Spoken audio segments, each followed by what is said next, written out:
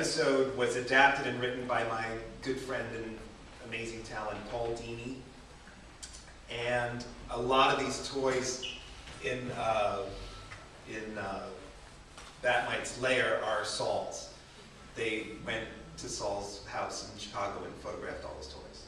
So it was really kind of a family affair, which is really kind of great. And this show just ended its last season. There's another episode with the last episode is also with Bat-Mite. It's called Mitefall, and it's incredible. If you're a fan of the show or a fan of what you just saw, you have to see it. It's really, really charming and wonderful. So just a couple questions, and we can sign books if you want that, and if you want your book signed, you should get it signed by Jeff too. I have the microphone so we can pass this around so you can hear the questions. Hi, Chip. I met you like 7, 8 years ago at the Warner Brothers Studio store. Okay. And I just met you randomly on the floor, and I was like shocked it was you. So, yeah, that was a thrill. My question is, did the sales of Bat-Manga merit another? Because you said you had enough material for another one. That is a very, very good question, and I am hoping to eventually to be able to do Bat-Manga 2. The paperback sold very well. The hardcover sold okay, but I think with that. I got one. Okay. I think if we do it again, and I really hope we do, because now, first of all, we can shoot the original art, which is really, really key, which will very much set it apart from the first one. And also, we'll be able to basically collect everything. So I do think we're going to be able to do it.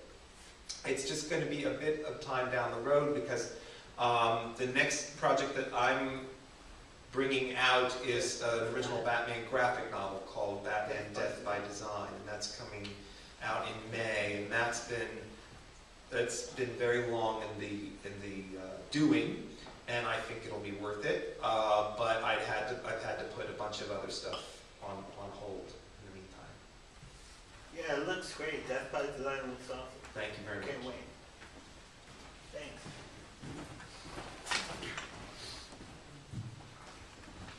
I just have a quick question. How do you go about meeting people like Paul Dini and David Mazzucchelli? Those are like really big names, like especially for Batman. I have to say, David Mazzucchelli, I was a huge, huge fan of year one, and I was a fanboy, and I went up to him back when they used to do the Comic-Con in New York. I forget what the name of it was, but it was at the Pennsylvania Hotel. Yeah, the Penta. Yeah, yes, across the street from Madison Square Garden. And you know what? I'm a fanboy. If I want to meet somebody, I wait in line, and I get my 2 minutes or whatever. And I remember I asked him to do me if he could do me a drawing of Batman, and instead he did a drawing of Charlie Brown dressed as Batman, but it was spot on. But I was so pissed because that's not what I wanted. And I'm sure I have it somewhere, but I'm not sure where it is. And of course, I'm like killing myself that I don't remember where it is. So that's literally how we met, and then I don't know where it went from there. I mean, I think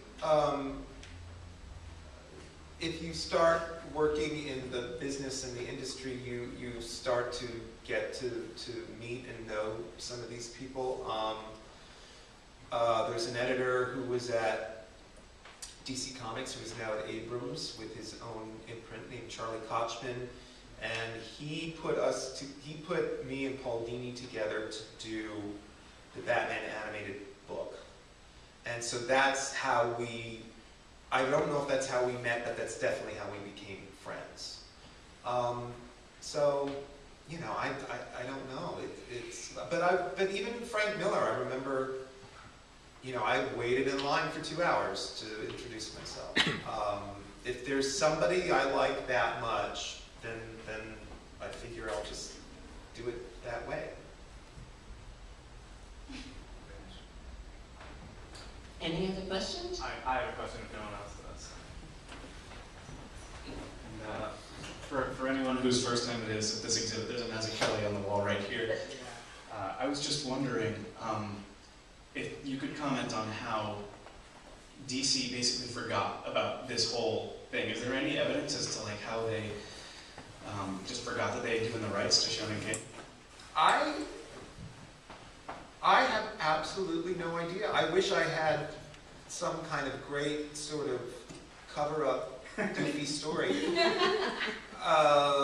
full of intrigue and gunplay and what have you, but I really don't.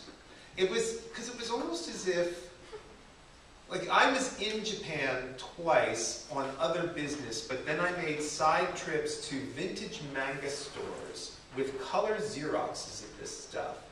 And they looked at me like I was crazy.